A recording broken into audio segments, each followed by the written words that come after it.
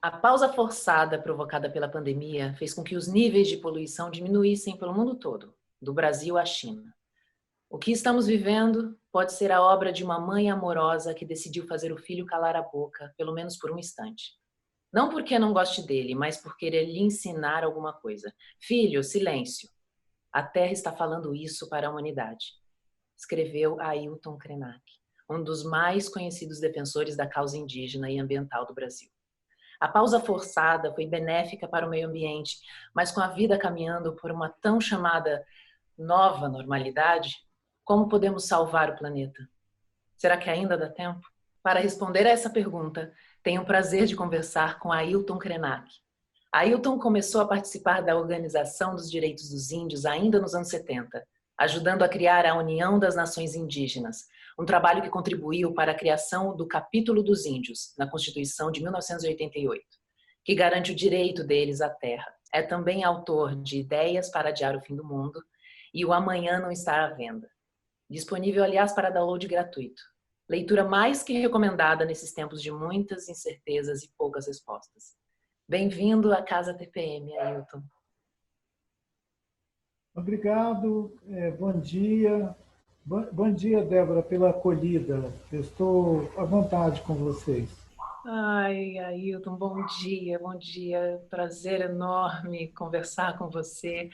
Nossa, olha, para começar a nossa conversa, eu queria perguntar como que tem sido para você esse período de isolamento? Porque você está esses meses na aldeia Krenak, não é? No meio Rio Doce, certo? Quais são as maiores dificuldades e o aprendizado desse momento específico? Então, Débora, nós já estávamos há 4 anos vivendo aqui sob um impacto de um grave, que eu chamo incidente, né, ambiental. E foi quando a lama da mineração derramou-se sobre o nosso rio, que passa aqui a 300, 400 metros daqui do quintal de casa. E foi uma coisa assim apavorante. Quem vê aquelas imagens daquela barragem estourando e as pessoas morrendo, atropeladas pela lama, por aquela violência indescritível, quem sobreviveu ficou com trauma, né? E a gente já estava vivendo esse estado de luto por tanta vida humana e não humana que tinha sido destruída com aquela barragem. E o próprio rio, né, o Atu, o nosso rio, ele está em coma até hoje. A gente diz que ele está em coma para contradizer a afirmação das empresas de que o rio morreu. A gente fala, não, ele não morreu. Porque se nós entendermos que ele morreu, a gente vai desistir dele. Nós, os Krenak, não desiste dele. Então a gente fica aqui velando o corpo do rio, cantando para ele, pensando nele, sonhando com ele. E ele responde, entrando nos nossos sonhos e também conversando com a cosmovisão que os Krenak têm do mundo, né? O rio responde. E nós estamos aqui, nesse espécie de suspensão, porque se nós já estávamos sendo supridos com caminhão-pipa, porque não pode usar a água do rio, o rio não dá mais peixe, o rio não dá mais aquela vitalidade que ele dá para quem vive na beira de um rio, né? Você sai correndo de manhã cedo por lá dentro do rio. É uma verdadeira maravilha, né? E quando você não tem isso, você sente a falta dele com mais intensidade. Eu sei que tem gente que vive na beira do rio e se esquece de correr para ele de manhã cedo. E se tiver alguém me escutando que tem um rio perto de casa, sai correndo, vai lá, pula no seu rio. É assim que nós estamos aqui. A gente está em suspensão, porque a gente não tem muitas coisas que a gente já teve, e agora estamos ainda por cima vivendo a experiência da quarentena coletiva. São 130 famílias que têm que vigiar uns aos outros, porque senão a pessoa escapa, vai para a rua, entendeu? Ou então traz gente de fora cá para dentro.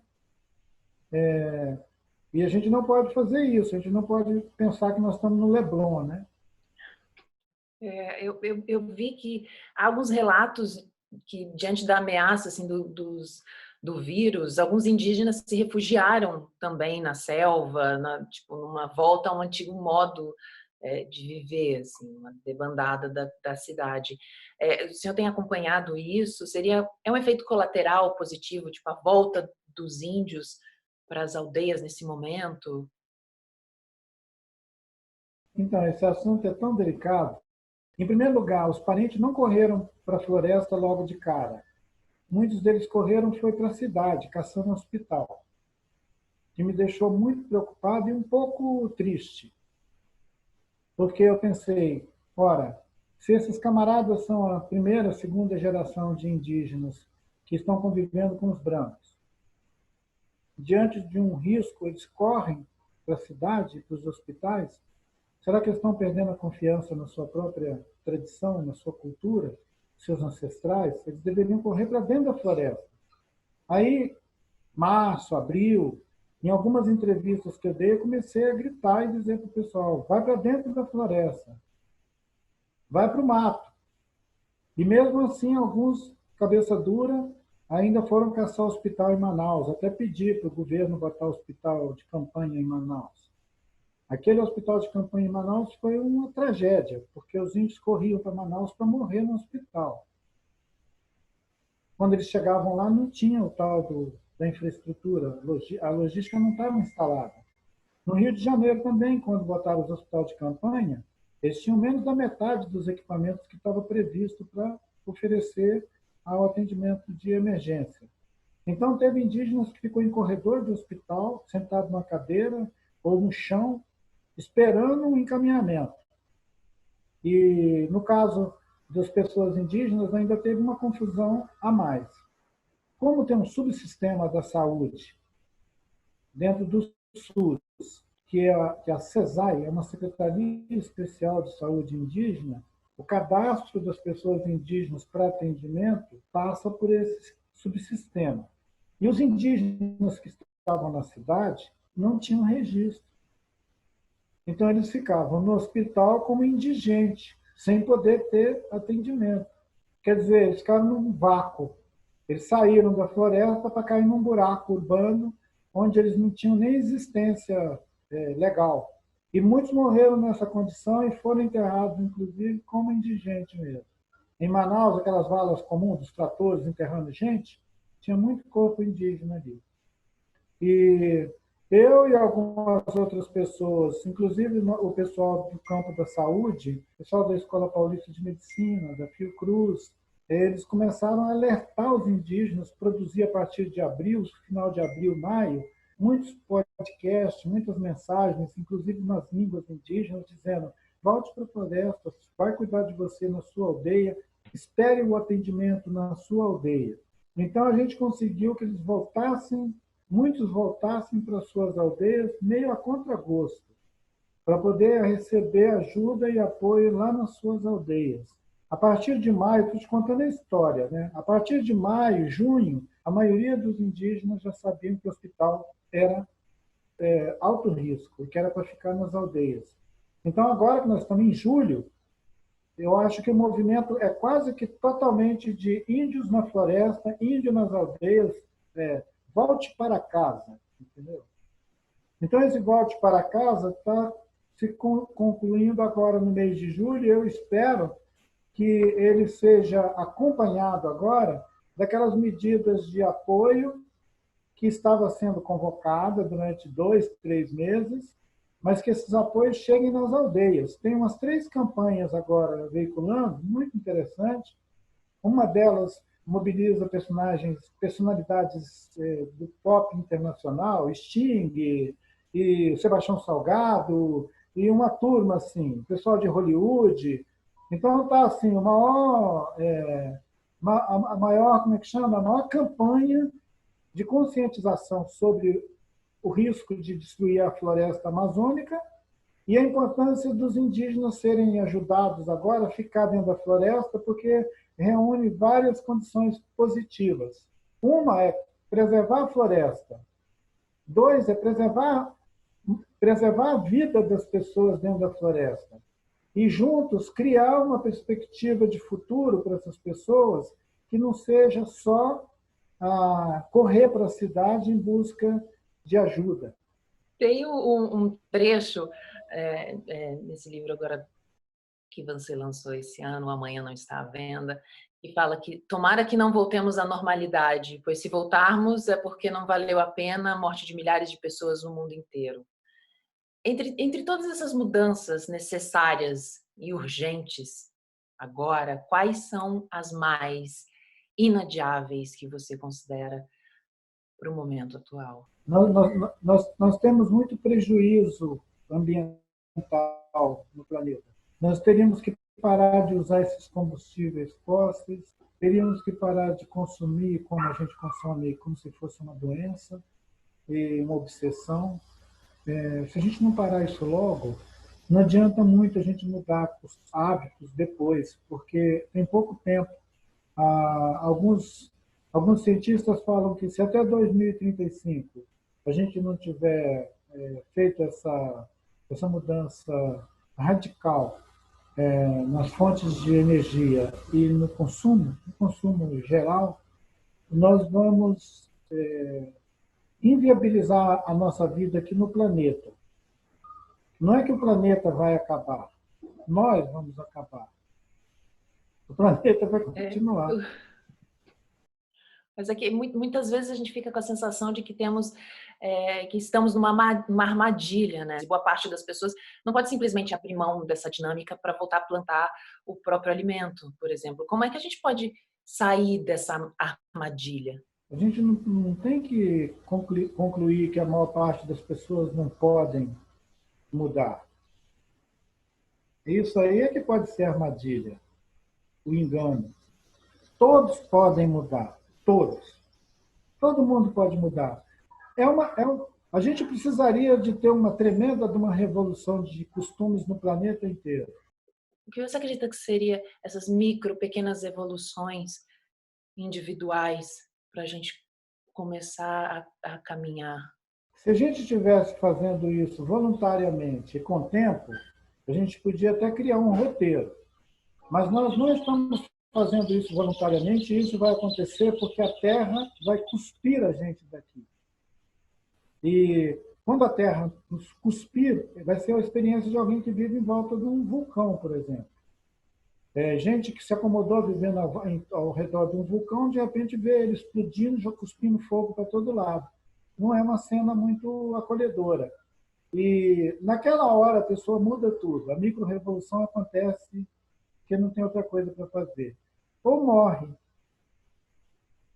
E a possibilidade de milhares de pessoas morrer, não mais uma pandemia, de um contágio, mas assim, nós estamos todo mundo folgadinho, dormindo, e um evento grande, planetário, mata milhões de pessoas.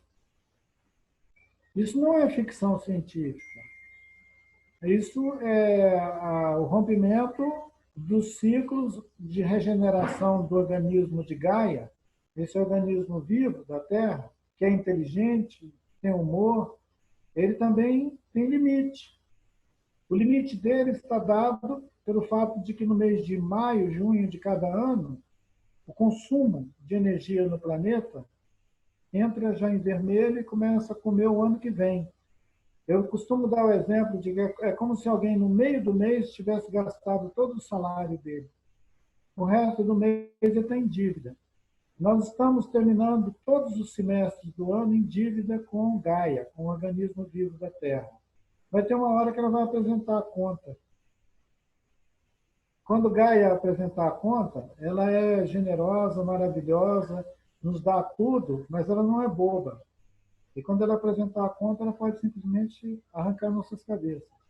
Você acha que seria por essa reaproximação com a natureza o caminho para a gente se reconectar? E como fazer isso assim no nosso dia a dia? A micro-revolução, essa mudança de cada um, ela vai mostrar para a gente, no sentido assim, da intuição também, da espontaneidade, o que nós temos que fazer para a gente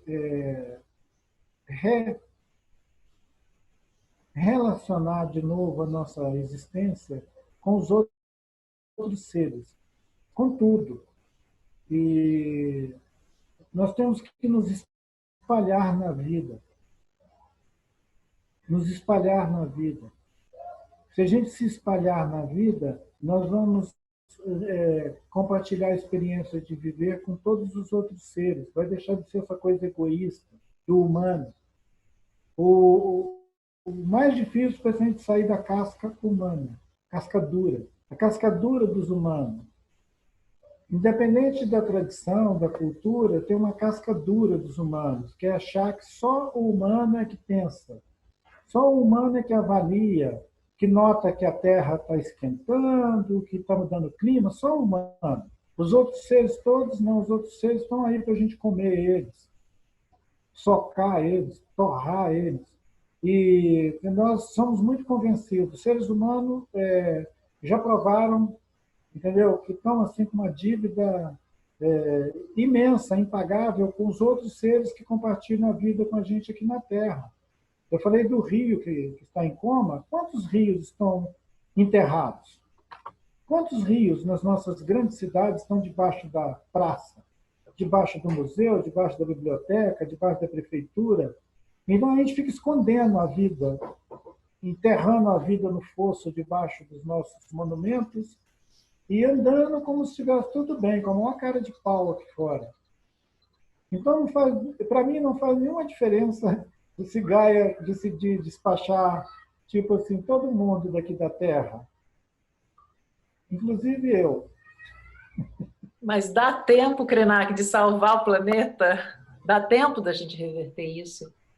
Nós não vamos salvar o planeta. O planeta não precisa da gente. Nós não temos nada para dar para o planeta. O planeta, essa ideia abstrata de o planeta, ela só tem sentido em ficção científica. Na vida, não. Não existe planeta. Se você olhar o verbete lá no dicionário, é uma definição, que é uma vontade de definir, né, esses organismos que, num tempo, nós achamos que eram coisas. Um planeta é uma coisa. Um planeta. Mas quando nós pensamos a Terra e olhamos bem com quem nós estamos conversando, a gente vê que é um organismo. Ele é um organismo que tem sentimento, que tem humor. Verdade, não é brincadeira, não. Então, se esse organismo é vivo, tem força, cria vida, produz vida, enche a gente de vida, e a gente trata ele como se fosse uma coisa, é muita pretensão os humanos acharem que podem fazer alguma coisa para salvar o planeta. Quando eu era jovem, eu até entrava naqueles movimentos que levantavam um cartaz, Save the Planet e tal. Eu fui até numa dessas marchas uma vez, assim, tipo Rainforest, né? Ir para a ONU. Eu levei, sabe esses carrinhos de carregar coisas que os supermercados usam para carregar muito volume? Eu já empurrei um carrinho daquele na calçada da ONU para entregar não sei quantos milhões de abaixo-assinado. Na época, o abaixo-assinado é para salvar o planeta. Isso foi em 86, 87, sei lá. Hoje, eu não deixaria meu filho fazer isso. Eu iria falar com ele: não, filho, vem cá, vamos ali plantar banana, batata, vamos plantar coisas para a gente comer ali no quintal, cuidar da terra. Porque a gente não salva o planeta levando abaixo-assinados para a ONU. Nem a ONU, a gente não consegue salvar nem a ONU, quanto mais o planeta. Então, esse organismo maravilhoso, ele é que vai salvar a gente se a gente der muita sorte. Se a gente der muita sorte, ele vai salvar a gente e deixar a gente vivo. Senão, nós estamos ferrados mesmo. Nesse socorro, você acha que é um processo maior que a gente precisa ter, na verdade, é de consciência disso, Isso. desse planeta, né? Mas, Dessa mas gaia. mesmo que a gente tivesse muita vontade, nós não seríamos capazes de produzir micro-revoluções de hábitos e de comportamento na mesma medida que nós conseguimos produzir micropartículas venenosas para destruir a vida nos oceanos. Quer dizer, nós chegamos a um ponto que o nosso modo de vida na Terra, ele produz muito dano. Outro dia eu dei um exemplo de um bebê, né, um neném recém-nascido, no colo da mamãe dele. Ele tá ali no colo da mamãe dele, mas ele já tem envolvido na bundinha dele uma coisa que é uma fralda. É uma coisa. Aquela coisa é lixo. E para produzir aquela coisa para aquele bebezinho que está acabando de chegar no mundo, você já devastou um pedaço do planeta. Então, aquele serzinho inocente, bonitinho, que precisa ficar no colo da mãe, ele já está produzindo dano para o planeta. Nós entramos na vida produzindo dano. A gente não era assim, nós ficamos assim. Quando a gente era mais parecido com os outros seres que vivem com a gente na Terra, nós éramos mais ou menos bicho. Bicho humano. Como bicho humano, a gente era capaz de prover a nossa vida sem destruir o nosso entorno. Quando a gente descobriu que a gente podia destruir o nosso entorno para a gente ficar legal, a gente não parou mais. E agora, quando um bebezinho nasce, se ele botar o digital dele já é vermelho, estou devendo. Ele já mudou o clima do planeta. Então, assim, nós temos um defeito grave. Nós estamos nos auto-iludindo sobre o futuro. Por isso que eu disse que o amanhã não está à venda. Se eu acreditar que o amanhã está à venda, eu posso dizer para a geração dos meus netos, que estão com 9, 8, 4, 10 anos, dizer para eles, meus netinhos, o futuro são vocês. Só que eu não tenho coragem de falar uma besteira dessa com os meus netinhos, porque isso é cínico e é uma covardia um adulto falar isso com uma criança hoje, que o futuro é esse. É uma covardia porque esse adulto comeu o mundo e está jogando a casca para os netinhos dele, dizendo o futuro é você. É isso que a geração da Greta está dizendo. Nós não queremos mais um mundo de adultos mentirosos governando a vida no planeta. Eles estavam dizendo isso quando a pandemia invadiu a Europa. E aquelas crianças foram todas silenciadas. Parece que a pandemia veio para silenciar uma voz que estava denunciando que nós estávamos no mau caminho. Se tem alguma coisa que eu espero para depois, é que essas vozes voltem com muito mais força, com uma capacidade tamanha que elas obriguem a parar mesmo, não porque vai ter um contágio, mas parar porque tem que parar. Agora, quando você fala com as pessoas que eles não podem sair para a rua porque senão eles vão pegar um contágio, alguns aceitam esse aviso.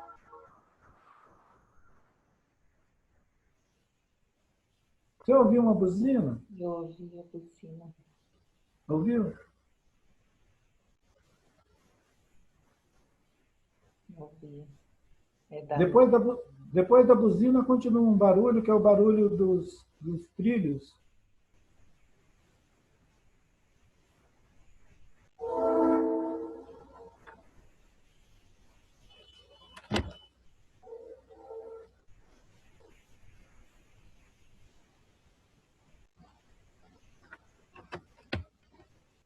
Essa madrugada, eu não costumo ficar acordando de noite, só quando eu estou muito preocupado. Na madrugada eu acordei com essa coisa, fazendo um barulho nos trilhos, que parecia aquele trem de alta velocidade. O barulho era tanto que agredia assim um tímpano. Aí hoje de manhã cedo eu perguntei por que os trens estão passando nessa velocidade toda, me disseram que o minério subiu de preço. que a Europa, a China, quem compra minério do Brasil, está comprando muito. E os caras estão entregando assim, ó, acabando com as nossas montanhas e mandando tudo de trem para fora daqui do Brasil. E você acordando com isso e vivendo isso, mas é o que traz a maior consciência de que isso está acontecendo, né? Isso está Exatamente. indo. Está acontecendo aqui. De madrugada eu fui acordado com esse trem acelerando, acelerando. Então, por isso que eu estou dizendo que é mentira o discurso da responsabilidade empresarial e tal. As corporações, as mineradoras, todas, estão com essa conversa fiada de que estão preocupadas com a mudança do clima, mas elas estão preocupadas pensando se vai dar tempo delas despachar a tempo os containers para o navio pegar ali do outro lado. Então, assim, é um oportunismo. É uma loucura porque as forças capazes de mover as montanhas, elas não estão movendo as montanhas no sentido de reconciliar a vida com o planeta. Eles estão movendo as montanhas no sentido de extrair o mais rápido possível o lucro e a vantagem que eles podem ter aqui na Terra. Então é terrível, né? Eu estou convivendo criticamente com tudo isso no dia a dia, com uma ilusão de que nós estamos passando o pior da crise e que depois vai ser melhor. Nós não estamos passando o pior da crise ainda, nós estamos dentro dela. E que melhor que vai ser, porque o normal não é o normal, o que vai ser, o que será o normal. A gente precisa primeiro ter a consciência de um todo, que fazemos, que não somos apenas indivíduos, somos um coletivo. Alguns de nós se movem para a consciência de que nós somos coletivos, que escolhas individuais nesse momento não têm importância nenhuma, não valem nada. Nós temos que ser capazes de observar o nosso entorno e que as escolhas coletivas é que podem fazer alguma diferença nesse tempo que nós estamos vivendo agora. Mas essa consciência que alguns de nós vai para esse caminho, ela não é o caminho de todos. Tem muita gente que nesse momento agora radicaliza no egoísmo. Esse trem que passa voando aqui, ele não está preocupado com o comum, com o coletivo.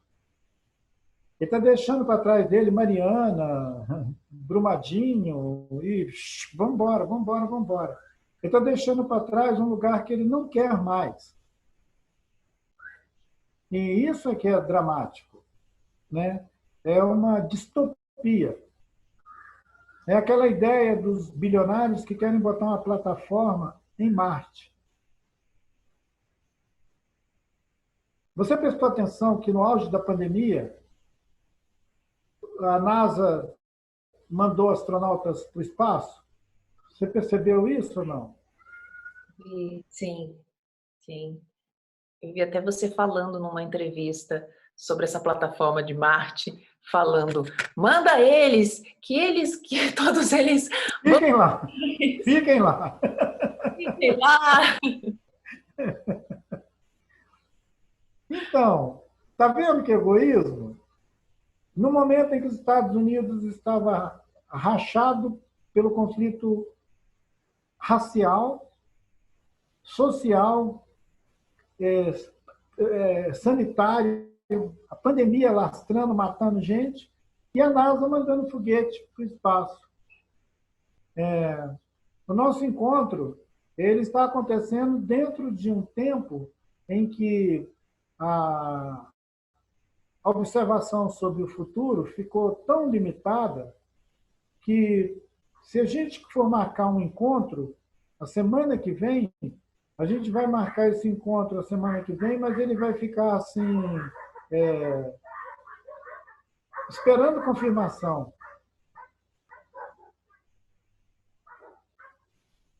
Nós compartilhávamos até muito pouco tempo atrás a ideia de fazer compromisso para setembro, outubro, novembro.